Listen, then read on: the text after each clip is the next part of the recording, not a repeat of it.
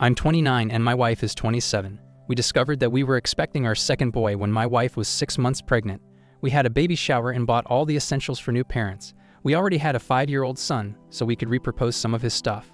When she went into labor, I was right there with her, since this wasn't my first rodeo, as I had been there 5 years prior. As our 5-year-old matured, I recall having suspicions about whether he was truly mine because he didn't resemble me at all, but when he was born, I was on cloud 9. I had married my soulmate. We met at a park and hit it off instantly when we became best friends.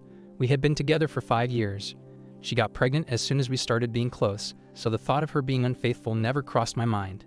We met each other's families and she became tight with my siblings. We tied the knot shortly after our son was born. My doubts started creeping in as he got older. He didn't seem to resemble me. The older he got, the more I noticed how different he looked compared to what I imagined my child would look like. I had nieces and nephews, as did my wife, and I had spent time with them. My son didn't bear any resemblance to anyone from my family. His facial features were distinct, not what I'd expect from either my side or my wife's lineage. It wasn't glaring enough to send me into a frenzy or make me paranoid, but it was my wife's actions that really started to ring alarm bells. Her whereabouts often didn't match up with what she told me. There were significant gaps in her schedule that she couldn't account for. For instance, one weekday she informed me she'd be home late from work as she was visiting a friend in the hospital. Usually her work timings allowed her to take over from the babysitter, but on this occasion I had to leave work early to relieve the babysitter due to her supposed hospital visit. As I was looking after the baby, I casually scrolled through Facebook and stumbled upon the profile of the friend she claimed to be visiting. To my astonishment, this friend had just posted a picture of herself on a family vacation. When my wife returned home, I confronted her about this, and she brushed it off saying it was an old photo. Her reaction made me suspicious that she was lying, so I decided to dig a little deeper and reached out to the friend. I shot a message to her friend, wishing her a quick recovery, and she replied with an elaborate story about her illness. Sensing something was off, I decided to check her boyfriend's Facebook profile too. Sure enough, he was also posting about their vacation, which made it clear that my wife had gone to great lengths to get her friend to lie for her. There were numerous other instances like this.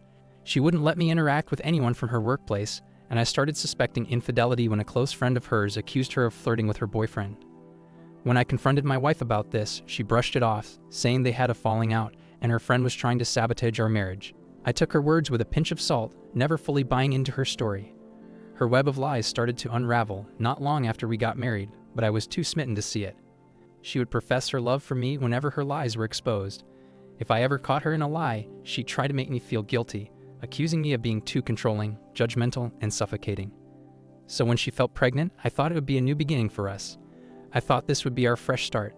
I found myself in the delivery room, eagerly awaiting the arrival of what I believed to be my second biological son, all the while comforting my supposed wife amidst the medical staff prepping for the imminent birth. She was in agony, blaming me for the pain she was enduring. As I stood by her, gripping her hand tightly, whispering words of comfort and reassurance, the room was buzzing with expectancy. I can recall every tick of the clock in that moment, as it marked a more traumatic experience than even the birth of our 5-year-old son.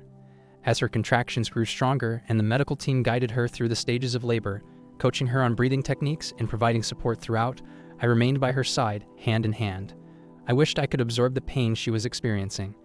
As the medical team readied for the final stage of delivery, I braced myself to welcome another son into our world. At last the moment arrived. Still by her side, I witnessed the climax of months of anticipation and love. I heard the baby's cry before I saw him. When I finally laid eyes on him, I was taken aback because he looked mixed race. All the medical staff, except for the doctor, carried on as if everything was normal. If it hadn't been for the doctor's glance in my direction, I might have thought I was hallucinating. The doctor shot me a look as if to verify my ethnicity before quickly regaining his professional demeanor. The baby's racial background was unmistakably different. In that moment, I felt as if my spirit had left my body frozen in place while everyone else acted as if my wife had just given birth to a mixed-race baby. I could feel her fingers tightening around my hand as my world seemed to collapse around me. It wasn't until the medical team had left the room that I was able to regain my composure. I wanted to confront her right then and there, but she was too exhausted and drifting off to sleep. I left the hospital and never returned. Her family assisted her and the baby back home as I refused to lend a hand and had no intention of sticking around to sign the birth certificate. Now her family views me as the villain, conveniently overlooking the fact that she was the one who had been unfaithful. Shortly after, I had a DNA test done on my 5-year-old son. The day those test results arrived was the day I filed for separation from my sham of a marriage. She was still recuperating from childbirth when I served her the divorce papers. My mother and sister were staying with us at the time, having helped her from the hospital, when they were present when I handed her the divorce papers. They turned hostile when I served the papers, labeling me a neglectful and irresponsible father. The trio followed me around the house, getting in my personal space, trying to provoke me into a violent reaction. I knew their game plan was to incite me into aggression so they could call the police and use it against me during the divorce proceedings, but I didn't fall for their trap. Up until that point, I had been a dedicated father to her son. I loved him wholeheartedly and put more effort into being the father he deserved than she ever did. Now though, when I look at him, I'm filled with resentment. Resentment towards the woman I spent 5 years with, and resentment towards myself for not trusting my gut instincts. I feel like I've squandered 5 years of my life. Everything I've worked for is gone, and the emotional impact is even more devastating. I've been labeled a monster by several people for abandoning my son like that. I essentially left with a few pieces of clothing and took up residence in a long-term stay hotel. I plan to stay there until I find an apartment and move some of my belongings, but I intend to leave all my furniture with her. Furthermore, she had a hand in acquiring some of it. I'd rather she kept it. I don't want any remnants of my past life to remind me of her. Even when I was at the hotel, and she had no clue about my whereabouts, she still made several attempts to guilt-trip me into returning to her. She would have our 5-year-old son call me at odd hours of the night, crying and pleading for his dad to come back home, employing all sorts of manipulative strategies to torment me as if she hadn't done enough already. Then she'd turn around and tell me how much harm I'm causing the family. In every conversation where he's mentioned, both online and in person, I'm criticized and ashamed. Despite the fact that I'm not the boy's biological father, they say I'm his dad. As if her continuous infidelity throughout our marriage wasn't enough, I ended up distancing myself with most of our mutual friends because she used them to gang up on me. They labeled me a horrible person for abandoning the child like that, as if they expected me to continue being fooled despite the hardship. Thankfully, my parents and siblings stood by me. They assured me that they supported whatever decision I made, especially my parents, because they had formed a bond with their son and often babysat for us. I understand how tough it is for them, but any time spent with him just reminds me of her betrayal and how gullible I was. Regrettably, I've come to understand that my feelings didn't matter to some of our closest friends and family members. They believed I should step up for a child who isn't biologically mine. I get it. The boy is innocent, but so am I. The blame rests with his mother, but no one seems to be holding her responsible. All they focus on is how I'm leaving a son, despite DNA evidence proving he's not mine. I understand that the man he's known as his father his entire life just up and left, yet I'm expected to just swallow it and act like everything's okay. Some friends and family tried to guilt-trip me, suggesting that I never truly loved him, or was always looking for an escape route. It's hard to express my emotions in writing, but their accusations that I allowed my intense resentment towards my wife to ruin my 5-year-old son's life makes me feel like they don't see me as a human being. Where does her share of the blame lie? Everyone seems to be handling her with kid gloves. Is anyone going to hold her accountable? I'm expected to play the role of a father to a child that isn't mine and just accept being fooled. Am I supposed to just wait for her to have a third or even a fourth child? When does it end? What about me? I'm a person too. I have feelings too. I experience pain. I feel betrayed.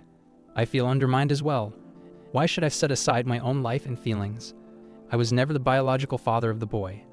I loved him as if I were his father, and honestly, I still do, but I would grow to despise and resent him if I had to continue in that role, and I would loathe myself for not taking control of my life. He's not my child, and even though he's innocent, he shouldn't be my responsibility. We all know where the blame lies. For those suggesting I stay in the boy's life and act as his father, that's not realistically feasible. We're getting a divorce, and I'm seeking to disestablish paternity. It seems like you're forgetting that I've been cheated on, lied to, and exploited by a selfish and deceitful woman who has now entangled her children in her web of lies. She's an innocent victim of her actions. However, that can't alter the harsh reality we're in. I don't despise him. I feel immense sadness when I think about his feelings. But when I look at him, all I see are the 5 years of my life filled with lies, the 5 years I was used, and the 5 years of mounting doubts and frustrations with a woman who exploited me. There's no way I can set aside my resentment to try and be a part of his life, because the life I thought I had with him was nothing more than a charade orchestrated by his mother. This is the harsh truth I'm grappling with, and I can't in all honesty subject either myself or him to this any longer. She knows who the real father is, so why isn't everyone pushing her to seek him out? Has everyone lost their minds? This isn't easy for me. I can't explain to him why I'm currently seeking to disestablish paternity because she would have me paying child support as a way to keep me entangled in his life. I don't understand why she doesn't want to find his actual father. She's already told me that she'll fight the divorce and put me on child support. She's putting more effort into battling me to stay in the marriage than she did in being a faithful wife. All she had to do was be loyal to me, and she couldn't even manage that. Now suddenly, it's all my fault. Now she's alleging that I was offensive throughout our marriage. I told her that if I was indeed offensive, then she should do everything in her power to keep her children away from me. But no, she insists that I remain a part of his life. My attorney assures me that I stand a good chance of avoiding child support, as he's handled similar cases in our state. But there's always the risk that things might not go in my favor. Honestly, my main worry isn't about the money. If it were, I'd willingly pay because I still have love for him. But I don't want his mother to weaponize him against me. It's time for me to move forward and begin anew. I've made a massive error, and the time and emotional distress I've experienced are things I can never reclaim. Now for the top comments. Now that's a pretty heartbreaking experience. My heart goes out to you. OP. Paternity fraud is alarmingly frequent, and most states and countries are shifting towards prioritizing the child's welfare over the rights of the legal father, thereby fostering more paternity fraud. The well-being of the man is not a concern for the state, and this disregard for men's welfare is contributing to a high rate of self-harm, as men are seen as disposable by the state. They are often seen as nothing more than tax contributors and soldiers. That's a dystopian society that expects men to accept being deceived. No man should be forced to raise a child that isn't his. Just as the wife had the choice to be unfaithful, the husband should have the choice to leave if the child isn't his. Thank you for taking the time to listen to today's story. If you enjoyed these stories, please feel free to like as well as subscribe to the channel. You can write your suggestions in the comments section about the story and what you would do if you ever find yourself in this situation. Also, if you have a story you would like to share, please do not hesitate to contact me. Take care.